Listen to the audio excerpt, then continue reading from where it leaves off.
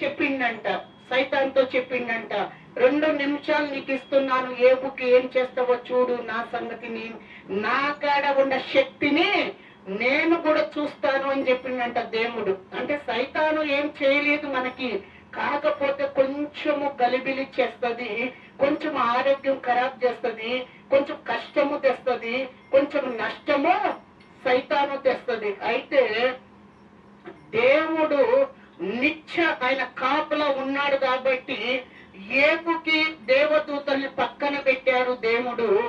ఏబు కుటుంబంలోకి సైతాన్ దూరి ఏం చేసింది, 10 మంది బిడ్డలు ఏబుకి, 7 సంతానము, మగ సంతానము, 3 కుమార్తెలైతే 10 మంది కూడా మనలాగా భోజనం తింటా ఉన్నారంట కూర్చొని. ఆ 10 మంది మీద ఆయన కుటుంబంలో ఆయన కట్టిన లోగిలి అంతా కూడా పడేసి పైన బిడ్డల మీద పడిపోయిందంట. అది కప్పు పడిపోతే ఇంకా బిడ్డలు ఏం చేయగలుగుతారు? ఆ బిడ్డలు కూడా ప్రాణాలు కోల్పోయినారంట. పోయినప్పుడు ఏముంది, అది తీస్తే 10 మంది బిడ్డలు కూడా ప్రాణాలతో లేరంట. అప్పుడు ఏబు అంట యెహోవాని ప్రార్థిస్తున్నాడంట.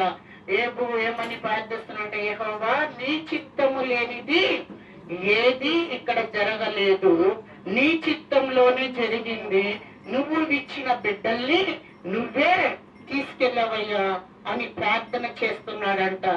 ఏమి ఆయన కంటితో నీళ్లు గాని, కంటితో ఏడవటం గాని, నోటితో కూడా దేవుడికి శాపించలేదంట. కానీ దేవుణ్ణి ప్రార్థన మాత్రం చేశారంట. చేస్తా ఉంటే ఆయన భార్య అన్నదంట, ఏందయ్యా ఇంకా యెహోవా యెహోవా అంట.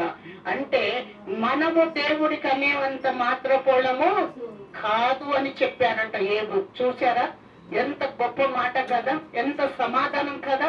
మనం దేవుడితో చెప్పగలుగుతామా? దేవుడితో మనము మాట్లాడగలుగుతామా? ఏబు తగ్గించుకొని దేవుడికి అనే అంత మాత్రపోవడం మనము కాదు. ఎందుకంటే మన హృదయమే మనము సరి చేసుకోలేము, మన కంటి చూపు మనమే సరి చేసుకోలేము, మన నడక మనమే సరి చేసుకోలేము, మన ఆలోచన మనమే సరి చేసుకోలేని స్థితిలో మనం ఉన్నాం. కాబట్టి